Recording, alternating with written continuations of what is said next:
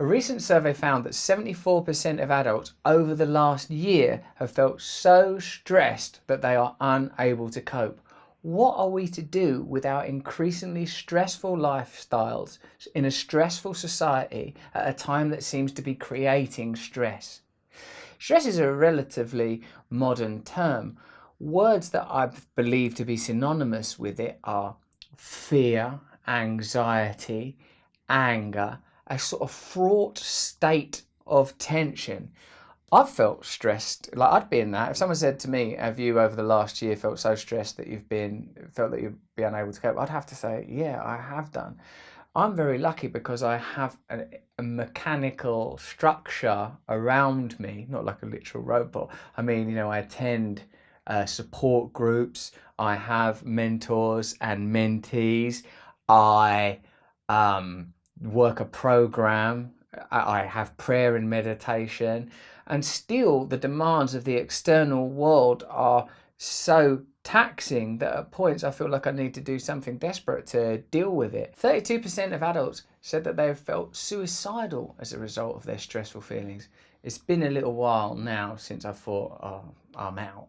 That was when I was younger, those were pretty common feelings, and I believe that this survey found that that percentage was higher. Yes, indeed, 39% in people aged between 16 and 24. But when you have 3/4 of the population experiencing extreme emotion, there are a few conclusions that you can reach. One, perhaps life is stressful and life has always been stressful.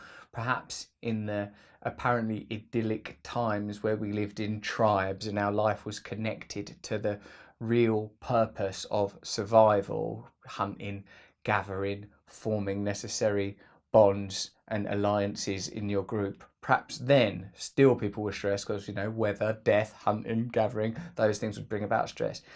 But it seems to me that the advance of our civilization along the frontiers of thought and science are supposed to create less stressful, more beneficial life. That's the story we tell ourselves, isn't it? That we are going to improve our lives, that through technological advance, through civilization, we're going to create lives of comfort and connection. But this doesn't seem to be the case. We've merely replaced the need and urge to survive in earlier social forms with a kind of sense of alienation, despair. I bet we could break this down. A lot of people feel like they're under financial pressure. They can't earn enough to look after their families, to maintain their homes. I bet a lot of people feel like they're working too hard, doing jobs they don't believe in. And I would say even more broadly than that, that the culture we live in continually stimulates fear and desire. In fact, stress may be bad for human beings, but it's very good for consumer capitalism, because these feelings of ours we turn into commodities. We purchase on the basis of stress. I find it very hard not to translate pretty much every feeling I have into some kind of purchase. I feel elated, I'll buy something. I feel sad, I'll buy something. This is what is meant, I think, by the idea that we are living within the confines of an extremist ideology.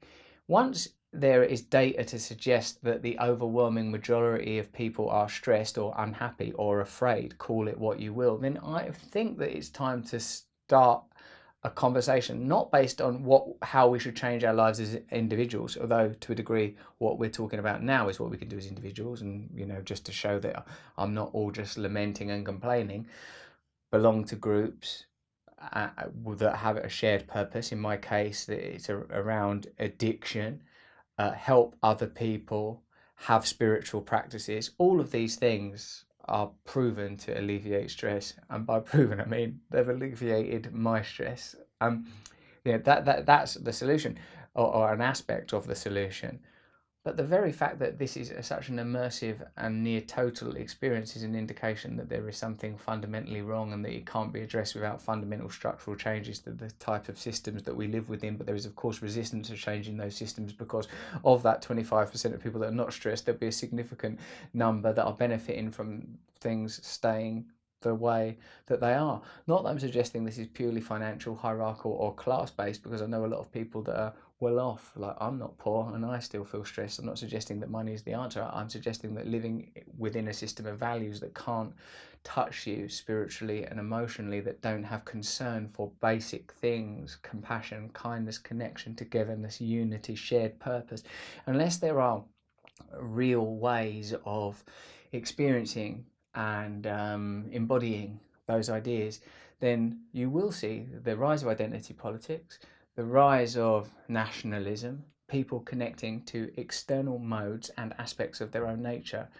that divide us from one another instead of celebrate our differentness, but unity within that differentness. 16% of people asked said they'd self-harmed as a result of stress. The figure was, I think, 19% with younger people. So we're, in a way, talking about a mental health epidemic. We're talking about, so if you are feeling stressed, you are by no means in a minority, you're part of the majority. Isn't it extraordinary then that we still, in spite of these videos that we watch on our phones and our laptops and our screens in our booths, that we still aren't comfortable connecting with each other on the basis of our shared vulnerability? If this many people feel stressed, it's somewhere between a virus and a form of social conditioning, that we're being incubated in environments that exacerbate stress. I'm not suggesting as a result of the actions of some illicit subterranean group of overlords. That's not even really relevant. It just seems that we prioritize systems and ideas and structures that create stress in the people that live and work within them. The way that I deal with it is a large part of my life and my identity is extracted from those social systems. I'm lucky enough that I don't have to go to a job that I hate, but I prioritize, and I know a lot of people who work really hard and are still connected and spiritually switched on because they prioritize their spiritual lives, which, you know, if you want to secularize that, can just be the way that you feel, you're feeling. Because if you think that work is going to make you happy, or another person is going to make you happy, or drugs are going to make you happy, or commodities are going to make you happy, then you are continually trapped within the systems that exacerbate this stress. But if you recognize that all of these forms of pleasure are temporal distractions, then it liberates you to look for more deeply fulfilling connections, which can be found through, as I've told you before, prayer, meditation, service, love. Not that I'm suggesting you just sit praying madly in a corner. No, find a connection beyond the illusory belief in your identity to something bigger than you, and then find ways of practicing love and service with other people. But this stress, man, I feel for you. It seems like you're not alone, and that you ought to consider finding communities that are built around mutual support and aid, of which there are many, because it's quite likely, in my opinion, that, well, 16% of people are self-harming. I bet there are a myriad other expressions of that stress through which you could find connection. Is it food? Is it addiction? Is it anxiety or fear? Let's start to form communities and systems based on our vulnerability and improving together and individually, as opposed to competing and unconsciously undermining one another. If you are stressed, you're not alone. You now know that almost everybody is feeling the same way. I hope this video has been of some use to you. You might also consider watching my video on anxiety. The link is in the description. Hello, I'm doing these new videos more frequently now. Please hit the notification button at the end of this video, because then you'll get like a little bell when I post a new video, and I'd like you to get a little bell when I post a video. Then I can, I don't know, be buzzing away in your pocket. Sounds like I'd be like a little pocket mosquito. Anyway, subscribe, click the bell, because I want more people to watch the YouTube videos. You specifically.